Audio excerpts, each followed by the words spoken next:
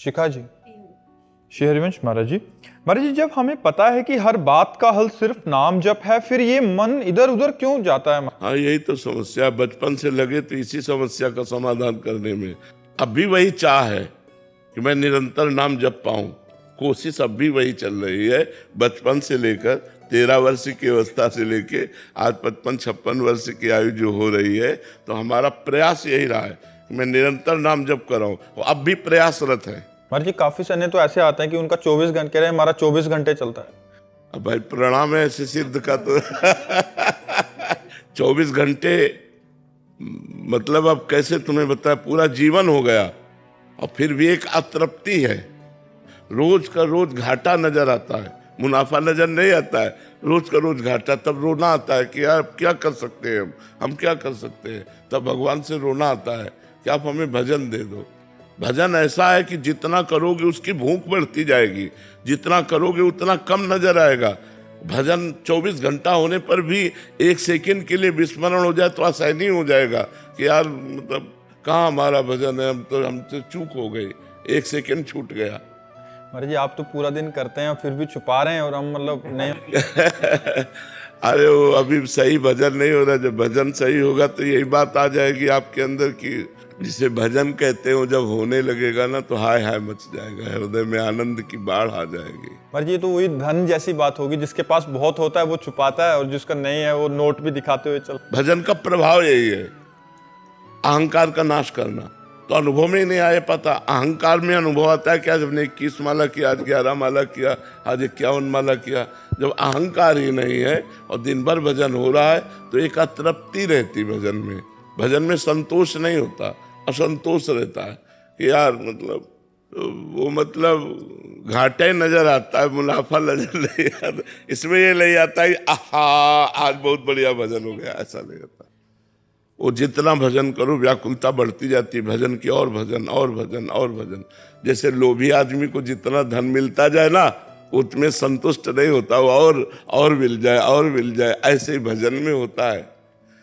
महाराज जी, कुछ भी टीवी देख रहे हैं, फोन देख रहे हैं, तब भी आप नाम जप करते रहे। वो महाराज जी कह रहे हैं कि घर गृहस्थी में फिर टीवी भी देखना पड़ता है, मोबाइल, तब अगर अंदर अंदर नाम चल रहा है तो। अब हमें तो ये समझ में नहीं आता कि टीवी देखते हुए नाम जप होता कैसे, क्योंकि हमने कभी किया नहीं है, कभी किया नहीं। हमें तो नाम देखते हुए नाम जप करने का अभ्यास है कि अगर हम राधा कह रहे हैं तो हमारे सामने राधा लिखा है। अगर अब हम टीवी देख रहे हैं तो ऐसे कैसे जप पाएंगे। ऐसा लगता है एकदम शांत वातावरण हो और जो मैं सुमिरन कर रहा हूँ उसको मैं देख रहा हूँ, पूरा का पूरा मंत्र देख देख कर एक बार में पूरा मंत्र देख, फिर उसका सुमिरन स्वाद लेते हुए उसी में डूब करके ऐसे जपो, तब अतृप्ति होती है। तब अतृप्ति होती, तृप्ति नहीं होती। तृप्ति कब होती है? जब आप टीवी देखते हुए करोगे। कितने हुए? बोले 5 महीने। बोले ठीक है, क्योंकि आपकी रुचि नहीं हुई, आपका मन नहीं लगा, आपका सही जप नहीं हुआ। सही जप होगा तो अतृप्ति होने लगेगी, माला छोड़ने का मन नहीं करेगा, कोई आएगा बात करने का मन नहीं करेगा। हमारा एक भी दोस्त नहीं है, एक भी पूरी सृष्टि में दोस्त नहीं है, तो दुश्मन का तो सवाल ही नहीं उठता। गुरुदेव, आपके तो भगवान दोस्त है। हाँ, बस उन्हीं से दोस्ती की है और किसी से दोस्ती नहीं की। सबसे मुस्कुराना, सबसे मिलना, सबसे, और किसी से अपनापन नहीं, किसी से ये नहीं कि उसको मिलना चाहिए, ऐसा कोई नहीं है।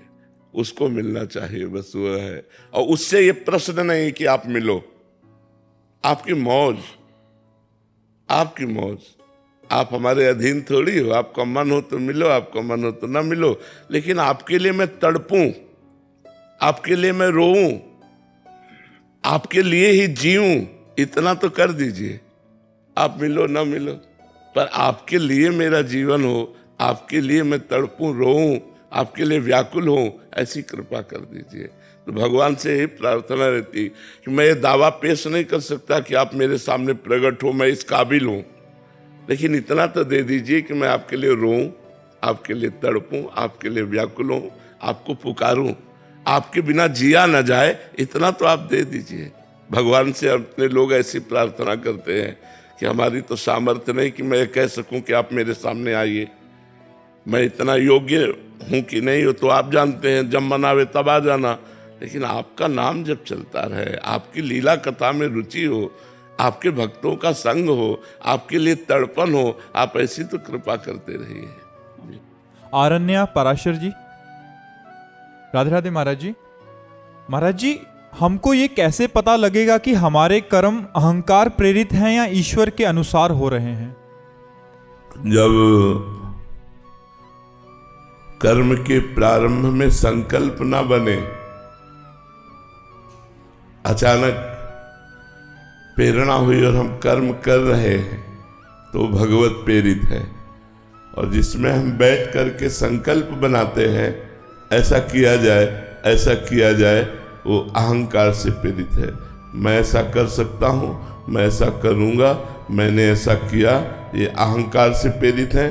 प्रभु ने ऐसा करा दिया, प्रभु के द्वारा ऐसा करवाया जा रहा है, प्रभु के द्वारा ऐसा करवा दिया जाएगा। जब अंदर प्रभु के द्वारा प्रेरित हो तो वो प्रभुमय भाव आएगा। और जब अहंकार से प्रेरित होगा तो मैंने ऐसा किया, मैं ऐसा कर सकता हूँ, मैं ऐसा करूँगा, उसमें मैं आगे रहता है, इसमें प्रभु आगे रहते हैं, उसमें संकल्प आगे रहता है, इसमें प्रेरणा रहती है। तो जिसमें प्रभु के द्वारा कहा जा रहा है वो प्रेरणा होती, संकल्प नहीं बनता। और जो मैं के द्वारा कराया जाता है उसमें संकल्प बनता है, प्रेरणा नहीं होती, वो पहले से संकल्प होता है। तो बात समझ में आ रही ना? जो संकल्प से हो आम से, और जो प्रेरणा से होता है वो भगवान की प्रेरणा से। प्रेरणा हुई और क्रिया हो गई, अपने करता नहीं। ईमानदारी से पूछा जाए कि आपने कर्म किया तो कहेगा नहीं, नहीं हुआ तो आपसे है, भगवान ने प्रेरित किया और भगवान ने करवा दिया, मेरा इसमें कोई संकल्प नहीं, मैंने सोचा भी नहीं था कि ऐसा हो जाएगा, ये भगवान ने करा दिया। ऐसा होता है। अन्नू जी कुरुक्षेत्र से। राधे राधे महाराज जी। सतगुरुदेव भगवान, आपसे जुड़ने के बाद किसी भी रिश्तेदार व संबंधियों से बात करने की इच्छा नहीं रहती, फिर भी जब वो संपर्क करते हैं तो प्रायः किसी ना किसी की निंदा होने लगती है, जिससे मेरा चित्त विचलित। नहीं, निंदा आदि तो बिल्कुल नहीं होना चाहिए, इससे परमार्थ बिगड़ जाएगा। बात जरूर करना चाहिए। जैसे आपने कहा ना कि रिश्तेदारों से बात करने का मन नहीं करता, तो ऐसे हमारा भी मन नहीं करता। लेकिन मन ना करते हुए भी भगवान ने जो हमें कर्तव्य दिया है, जो हमें सेवा दी है, वो हमें करना ही चाहिए। तो चाहे बीमार हो, चाहे शरीर में कितना भी कष्ट हो, अगर बोलने लायक हैं तो हम आपके बीच में बैठते हैं, आपके प्रश्नों का उत्तर देते हैं। ऐसे ही हमें हर कार्य जो धर्म में है, समाज के कल्याण के लिए है, उनको ना चाहते हुए भी हमें करते रहना चाहिए। क्योंकि जैसे जैसे भक्ति बढ़ेगी वैसे वैसे मन में असत भोगों के प्रति, असत संबंधों के प्रति निरुत्साहित हो जाएंगे, कोई उत्साह नहीं रह जाएगा। भगवान के प्रति जो ममता और आसक्ति पैदा होती है, वो भोगों की, गलत भोगों की, गलत संबंधों की, सब आसक्ति का नाश हो जाता है। ये सब झूठे संबंध है, ना कोई हमारा पिछले जन्म में था, ना कोई आगे जन्म में होगा। तो इस जन्म में कौन है? 50, 60, 70 वर्ष की आयु में पूरा नाटक करके और फिर मर गए, फिर कोई नहीं। दुनिया में लाखों का मेला जुड़ा, हंसा जब जब उड़ा तो अकेला उड़ा, कोई दूसरा साथी नहीं। फिर नया जन्म, फिर नए रिश्ते लाते, फिर नया जन्म, फिर नए रिश्ते लाते। ये नाटक चल रहा है माया का। इसी को मिटाने के लिए हमारा मनुष्य जन्म हुआ, हमें सत्संग मिला, हमें श्री जी की कृपा से ये सुनने को मिला कि मेरे जीवन का उद्देश्य क्या है और उस उद्देश्य की पूर्ति कैसे होती है। तो अब मुझे इस अवसर खोना नहीं चाहिए, इसी जन्म में भगवत प्राप्ति का मार्ग तय करना चाहिए। घनश्याम जी गुरुग्राम से। राधे राधे महाराज जी। महाराज जी, गोस्वामी तुलसीदास जी महाराज जी लिखते हैं कि बने तो रघुबर ते बने, बिगड़े तो भरपूर, तुलसी औरन ते बने, ता बनी पे दूर। महाराज जी, किंतु जब उनके जीवन में शारीरिक संकट उपस्थित हुआ तो उन्होंने हनुमान स्तुति की रचना के माध्यम से उन्होंने हनुमान जी से प्रार्थना किया। उन्होंने श्री राम जी से प्रार्थना न करके हनुमान जी की शरण ली। क्योंकि राम जी तक बात पहुंचाने वाले हनुमान जी ही तो हैं। राम जी तक अगर हमारी बात पहुंचा सकते हैं तो हनुमान जी तो पहुंचा सकते हैं। राम दुआरे तुम रखवारे। बिना इनकी आज्ञा के न तुम्हारी बात जा सकती है और न तुम जा सकते हो। अगर भगवान का प्रेम भी चाहिए तो हनुमान जी की कृपा से मिलता है। राम रसायन तुम्हारे पाशा। तो हनुमान जी और राम जी तो अभिन्न है। सेवक और स्वामी अभेद होता है। तस्मित् तज्जने भेदाभावात्। तो हनुमान जी की उपासना या हनुमान जी की आराधना या हनुमान जी से मांगना मतलब राम जी से मांगना है, उसमें कोई भेद नहीं है। किसका प्रश्न था? उसमें कोई भेद नहीं है। तस्मित् जने भेदाभावात्। आप हमसे बोलो या इनसे बोलो, बात एक ही होगी, लेकिन हमारी तक बात पहुंचाने के लिए इनको बात बोलनी होगी। ऐसे ही राम जी तक बात पहुंचाने के लिए हनुमान जी की शरण होना पड़ेगा, हनुमान जी को प्रसन्न करना पड़ेगा, तभी राम जी का प्रेम प्राप्त होगा, राम जी की कृपा प्राप्त होगी। तो राम जी सुनते ही हनुमान जी की बात है, तो हनुमान जी से हमने कहा, हनुमान जी ने राम जी से कहा, बात बन गई। तो उसमें अनन्य भाव में कोई अंतर नहीं पड़ा। जैसे हम वृंदावनवासी प्रिया प्रीतम के अनन्य हैं, तो हम यमुना जी की भी वंदना करते हैं, हम खग मृग पशु पंछियों की भी वंदना करते हैं, हम यहाँ के संतों की भी वंदना करते हैं, ब्रजवासियों की वंदना करते हैं। तो ये थोड़ी हुआ कि हमारी अनन्यता में कोई फर्क हुआ। हम अनन्य ही है। हमारी श्री जी की बन के एक खगमृग पशु पंछी है, हमारी श्री जी की सखी यमुना जी है, हमारी श्री जी के घर के ब्रजवासी है, हमारी श्री जी के प्रेम में डूबे हुए रसिक जन है। तो श्री जी से संबंध रखने वाला श्री जी से अभिन्न माना जाता है। उसका आदर करना अपने इष्ट की अनन्यता में कोई अंतर नहीं है। समझ पाए आप? पूनम जी, राधे राधे महाराज जी। महाराज जी, आपके श्रीमुख से हम ये श्रवण करते हैं कि अपवित्र अवस्था में माला अथवा मंत्र अनुष्ठान नहीं करना चाहिए, तथापि व्यवहार में हम देखते हैं कि अनेक साधक निरंतर प्राय संपूर्ण दिवस माला जप करते रहते हैं। ऐसी स्थिति में वे पवित्रता के नियमों का पालन कैसे करते हैं? अब जैसे हम अपने इस नजदीक से समझ सकते हैं ना, अब बाहर की तो हमें दिनचर्या पता नहीं वो कैसे चलता है, लेकिन जैसे हम लोग लघुशंका जाते हैं तो जल लेके जाते हैं और पूर्ण पवित्रता का निर्वाह करके हाथ पैर धो के आचमन करते हैं, तो हमारा जप चलता रहेगा। शौच गए तो राधा वल्लभ श्री हरिवंश नाम जपने लगे और उतने ही वस्त्र में गए जितने वस्त्र हम धोएंगे। शौच के बाद धोकर स्नान करके धुले हुए वस्त्र, पवित्र वस्त्र पहनेंगे, या फिर एक ही वस्त्र पर जाएंगे शौच और स्नान करके भी। हर समय हम लोग पवित्र रहते हैं, पवित्रता का निर्वाह करते हैं। तो हर समय माला जब करते रहते हैं, उसमें क्या परेशानी है? अब आप शौचालय गए और आपके वस्त्र पवित्र हैं तो आप नहीं जप सकते। आप खड़े खड़े लघु शंका कर रहे हैं, आपके पैरों में छिट्टियां पड़ रही हैं, आप मंत्र जप नहीं कर सकते। लेकिन जो साधक है, साधना में लगे, हर मिनट पवित्र रहते हैं। जब शौचालय जाते हैं तो मौन होकर भगवान का स्मरण करते हुए शौच क्रिया आदि करके, स्नान आदि से निवृत्त होकर आचमन करके फिर अपने माला में चल, तो उसमें कोई परेशानी नहीं हर समय माला चलाना। कोई शौच और लघुशंका में माला थोड़ी चलाता होगा, उस समय तो आंतरिक स्मरण चलता है। बाहर तो पवित्रता का निर्वाह है, हम पवित्र हैं, बस इतनी बात है। सामने वाला है वो हमें नहीं देखना है। आप समझ पा रहे? गीता जी लुधियाना से, राधे राधे महाराज जी। महाराज जी, जब श्री कृष्ण भगवान के सोचने मात्र से सारे दुष्टों का संहार हो सकता था, तो उन्होंने अवतार ग्रहण करके हमारे लिए अवतार लिया। हम उनको कैसे गाते, हम उनकी लीला कैसे गाते, हम उनको कैसे जानते हो कितने सुंदर हैं, कैसे जानते हो कितने भक्त भयारी हैं। अगर वो माखन चुरा के खाते हैं तो अपने भक्तों के लिए आग भी खा जाते हैं। मुंजा टवी में आग लगी तो सबसे कहा आँख मूंद लो, और आग को पी गए। अगर वो हमको विविध प्रकार के सुख देने के लिए अवतरित ना होते तो हम उनका लीला चरित्र कहाँ से गाते, हम उनकी लीला भूमि में कहाँ से वास करते। ये वृंदावन उनकी लीला भूमि है। भगवान विनाश के लिए अवतरित नहीं हुए थे, भगवान प्रेमियों के लिए अवतरित हुए थे। प्रेम भगवान का भी भगवान है। जो भगवान को अधीन रखता है वो है प्रेम। प्रेम पाने के लिए और प्रेम बांटने के लिए भगवान का अवतार हुआ था। ये कंस रावण आदि को मारने के लिए एक संकल्प से जिनके भ्रकुटी विलास सृष्टि लय हुई, उनको अवतार लेना पड़े। अवतार हम प्रेमियों के लिए लिए थे, हम उनके चरित्रों को गा गा करके जी रहे हैं। तव कथामृतम तप्त जीवनम, हम उनके रूप, उनकी लीला माधुरी, उनकी करुणा, इसको देख देख करके जी रहे हैं। उसी के सहारे हम भक्ति कर पा रहे हैं। अगर भगवान अवतार न लेते तो हम किसके सहारे भक्ति करते?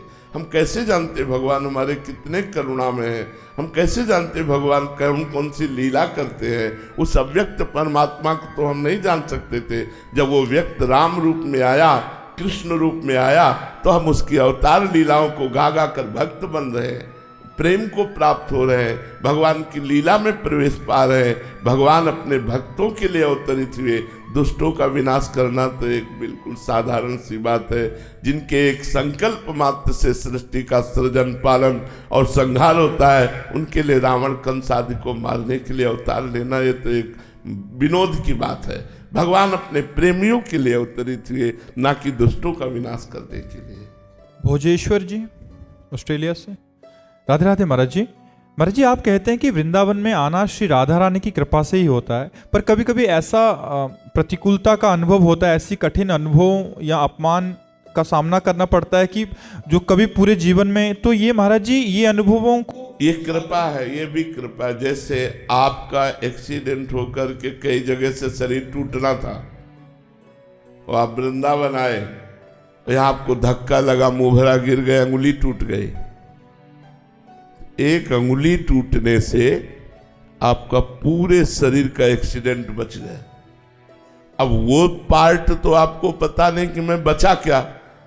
बड़ी कृपा की ठाकुर जी ने अपने घर में मुझे अपमानित करके बहुत बड़े संकट से बचा लिया, बहुत बड़े पाप से बचा लिया। भगवान ने अगर यहाँ में दंड दे दिया तो हम बाहर बहुत बड़ा दंड भोगते।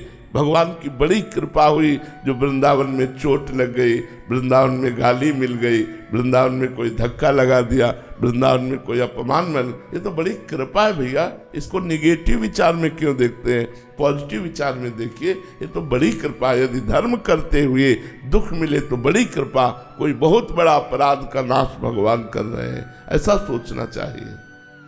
संजीव कुमार जी, राधे राधे राधे राधे महाराज जी, आपके चरणों में दंडवत प्रणाम। गुरुदेव भगवान, जैसे कि श्री हित 84 जी के प्रथम पद के द्वितीय लाइन में लिखा है कि भावे मोहि जोई सोई सोई करे प्यारे। महाराज जी, अगर किसी साधक के साथ ऐसा होता है तो क्या भगवत प्राप्ति में रुकावट बन सकता है? हाँ, बन सकती है। चाहतों की पूर्ति होने से चाहतें बढ़ती हैं और हमारा भजन क्षीण होता है। इसलिए मैं जो चाहूं कभी पूर्ण ना हो, आप जो चाहो पूर्ण हो। जोई जोई प्यारो करे सोई मोहि भावे, ये बात होनी चाहिए कि आप जो चाहो वो पूर्ण हो, मैं जो चाहूँ कभी पूर्ण ना हो। मेरी चाहत नष्ट हो जाए, आपकी चाह पूर्ण हो।